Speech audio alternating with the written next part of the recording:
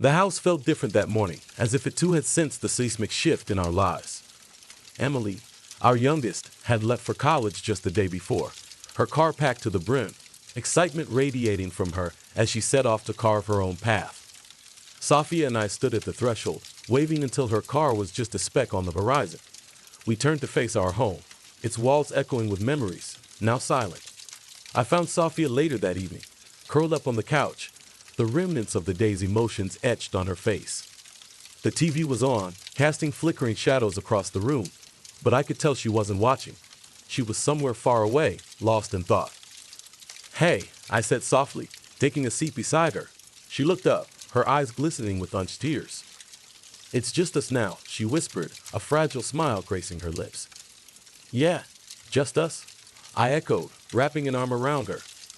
The weight of what that meant settled between us, a mix of freedom and loss. Do you remember when we used to dream about this moment? All the things we said we'd do once the kids were off. Sophia laughed, a sound that filled the room with warmth. We were going to travel the world, weren't we? Paris, Tokyo. And now, sitting on this couch feels like an adventure. I squeezed her hand, the familiarity of her skin against mine a comfort. We still can, you know. The world's not going anywhere. She leaned her head on my shoulder, her side a mixture of contentment and longing. I know, it's just, I didn't expect the house to feel this empty. The silence that followed was a testament to what we both felt. Our home, once filled with the constant buzz of activity, felt hollow. The laughter, the arguments, the endless cycle of daily chaos had given way to a quiet we weren't prepared for. "It's like we're back at the beginning, isn't it?" Sophia finally said, breaking the silence. "Just you and me." I nodded, the reality of her words sinking in. It is. But this time, we have a lifetime of memories to keep us company. And hey, we get to make new ones, just the two of us. Sophia looked up at me, a spark of something I hadn't seen in a while flickering in her eyes. "Do you think we could really do it? Start over in a way?" "Absolutely," I replied without hesitation. We spent years focusing on being parents. Maybe it's time we rediscover what it means to be Daniel and Sophia, not just mom and dad. A smile, genuine and hopeful, spread across her face. "I'd like that," she said, her voice stronger now. "But where do we even start?" I thought for a moment, the possibilities endless. How about we start by not cooking dinner tonight? Let's go out, just the two of us, like a date.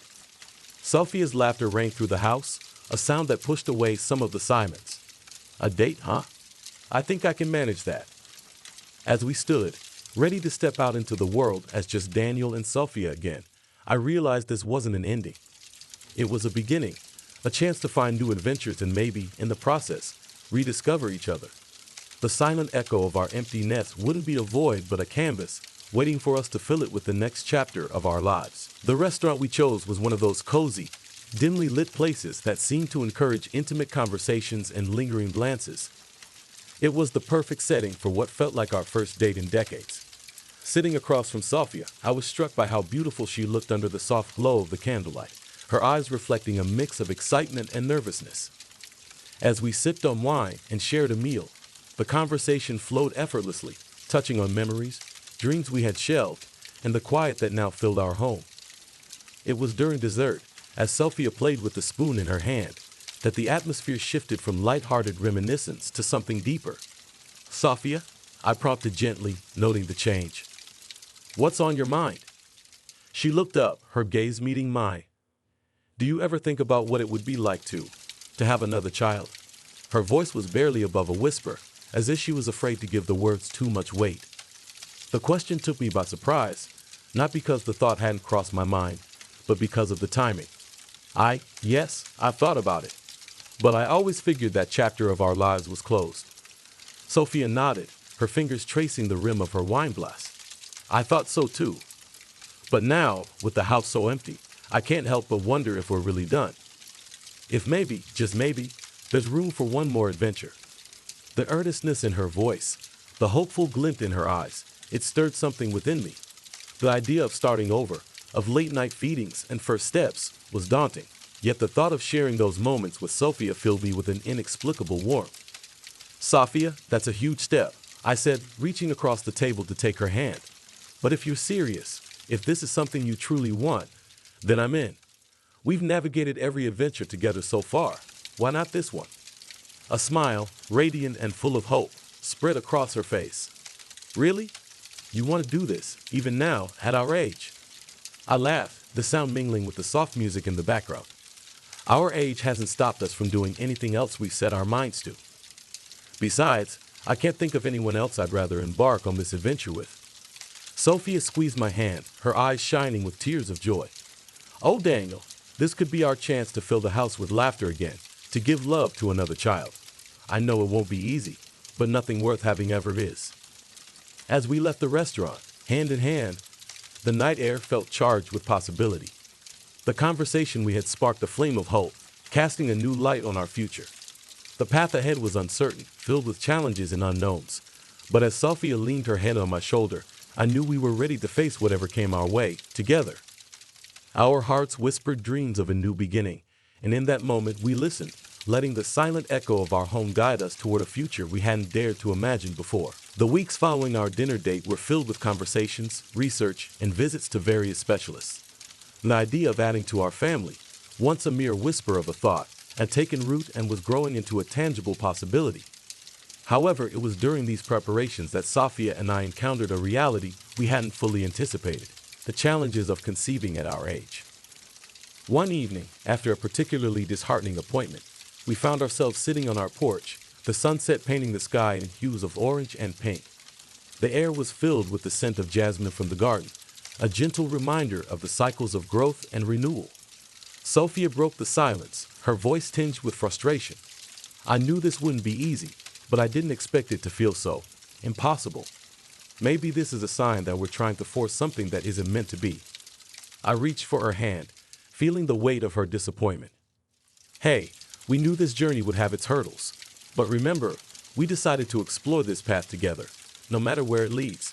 This is just one of those moments where we need to lean on each other a little more. She leaned her head on my shoulder, a heavy sigh escaping her.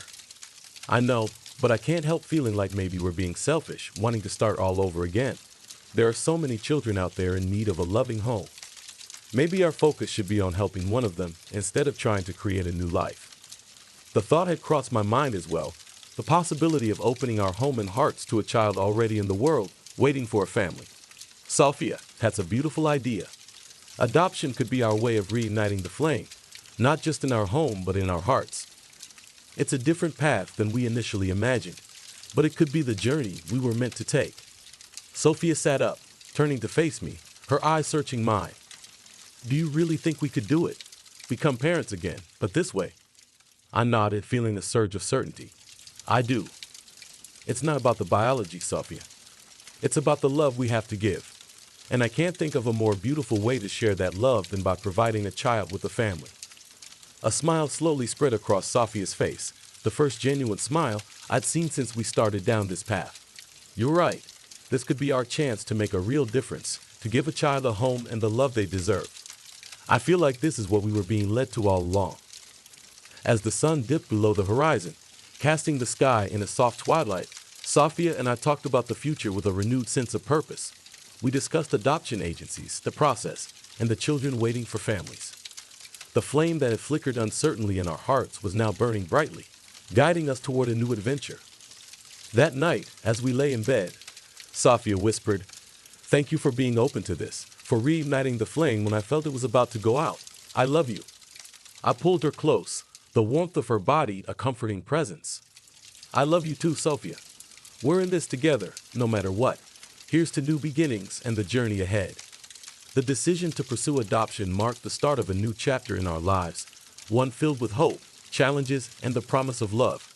The silent echo of our home was about to be filled with laughter and joy once again, and Sophia and I were ready to embrace whatever came our way, together. The process of adoption proved to be a labyrinth of paperwork, interviews, and endless waiting.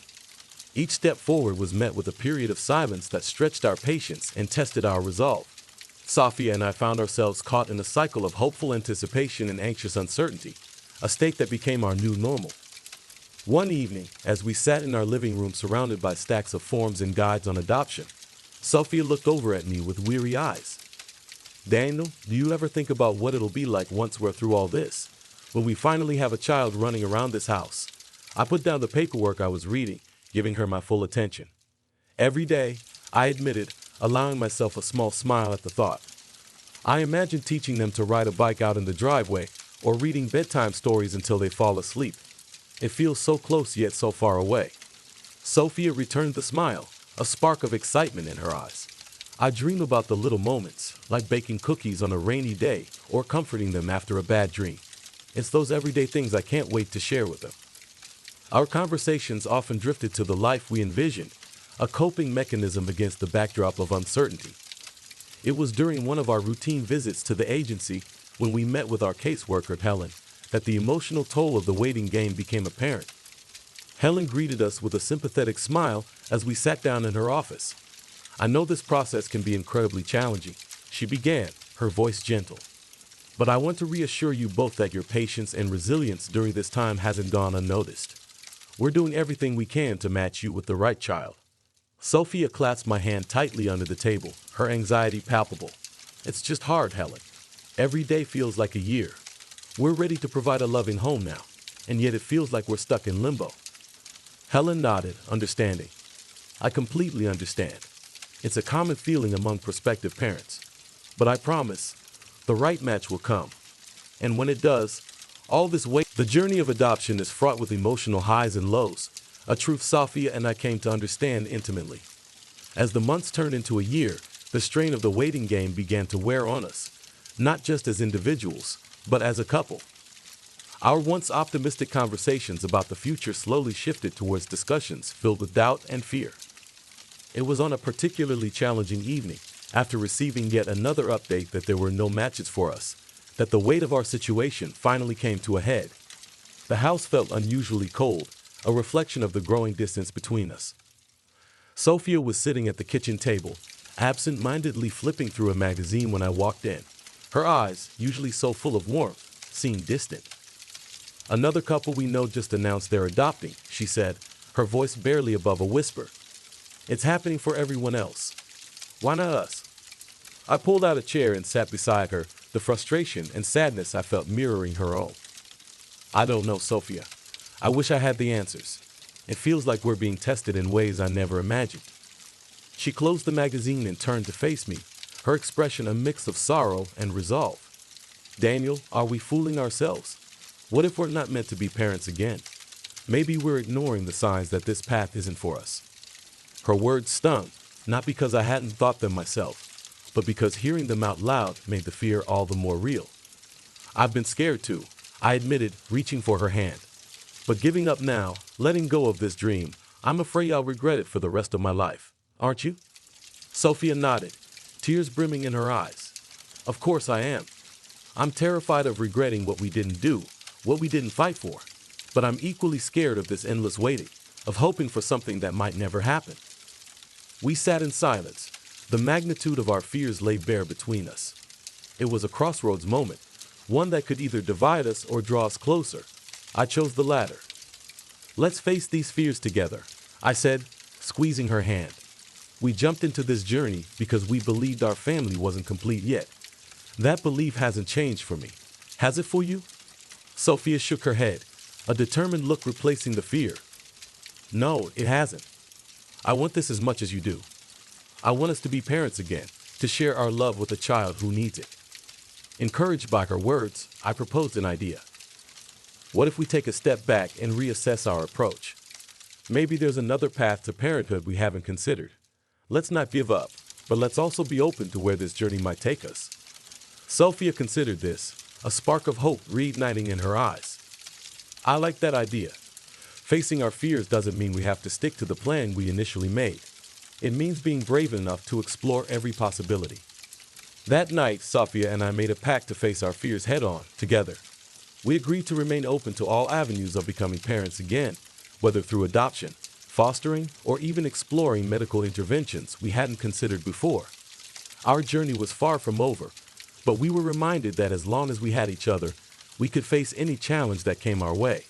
The conversation in the kitchen marked a turning point for us.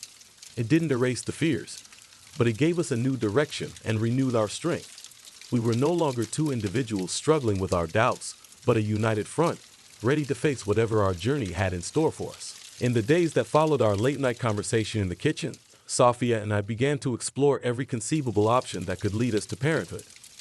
Our research took us down paths we had previously overlooked or dismissed, each possibility a beacon of hope in the vast uncertainty that had become our quest to expand our family. One crisp autumn evening, as we sat side by side on our couch, our laptop open to a forum for prospective parents, Sophia turned to me with a look of cautious optimism. "What about surrogacy?" she asked, her voice tinged with a mix of hope and hesitation. "We haven't really considered it before." I paused, considering the suggestion. Surrogacy was a road we hadn't ventured down, partly due to our initial focus on adoption. "It's definitely worth exploring," I replied, feeling a flicker of excitement at the prospect of a new direction. "Let's look into it, find out everything we can." As we delved into the world of surrogacy, we discovered a community of individuals and professionals dedicated to helping people achieve their dreams of parenthood. The more we learned, the more it felt like a viable option for us. It wasn't long before we found ourselves sitting in the office of a surrogacy agency, our hearts full of hope, as we spoke with a coordinator named Lisa. Lisa greeted us with a warm smile, her demeanor immediately putting us at ease. "I'm glad you're considering surrogacy as a path to parenthood," she began, her voice reassuring.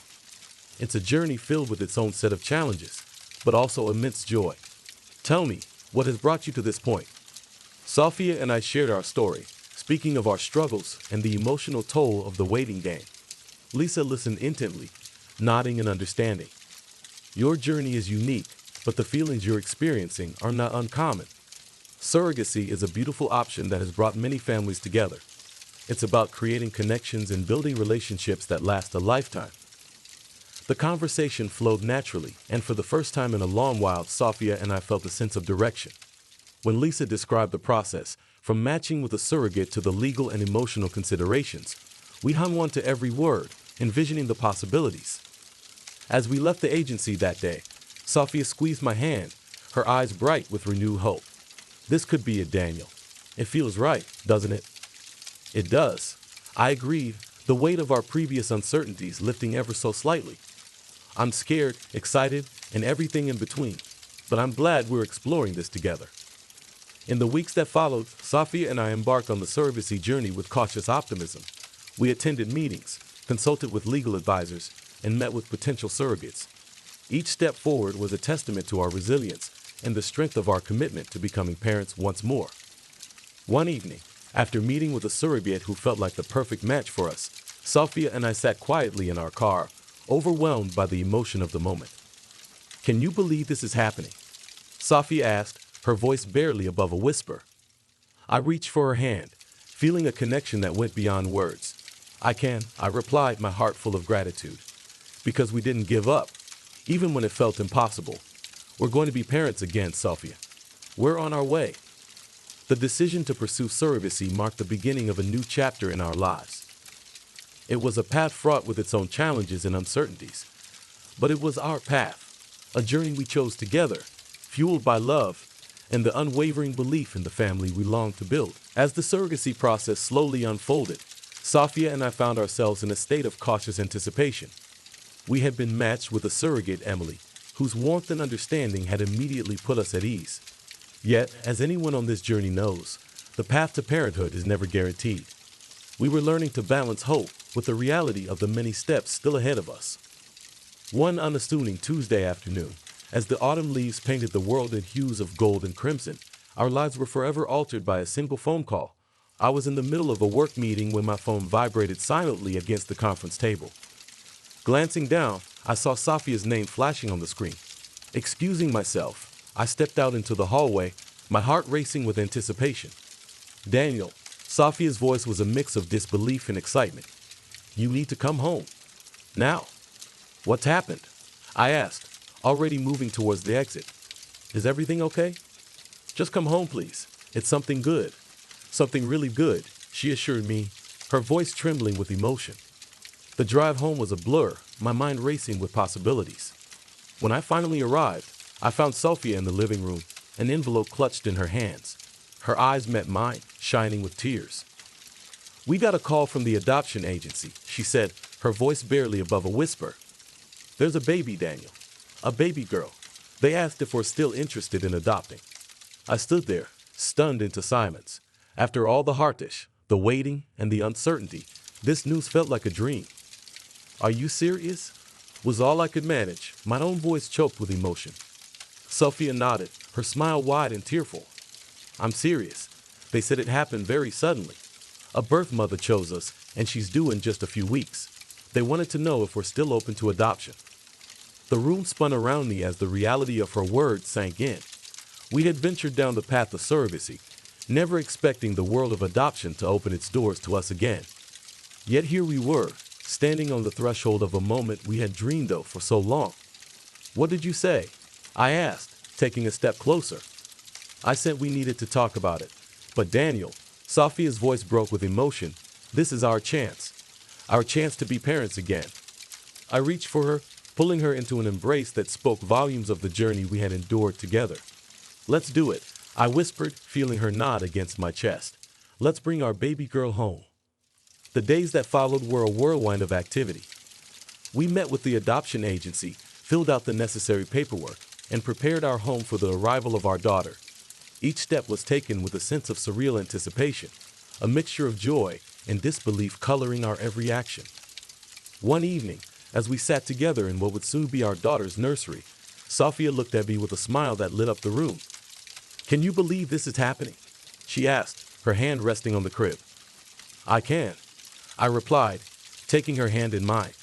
Because no matter how difficult the journey, we never gave up hope. We're going to be parents again, Sophia. Our family is finally complete. The call that changed everything came at a moment we least expected it, a testament to the unpredictable nature of life. It reminded us that sometimes the path to our dreams leads us through unexpected doors. And when it does, the destination is all the more beautiful for the journey that brought us there.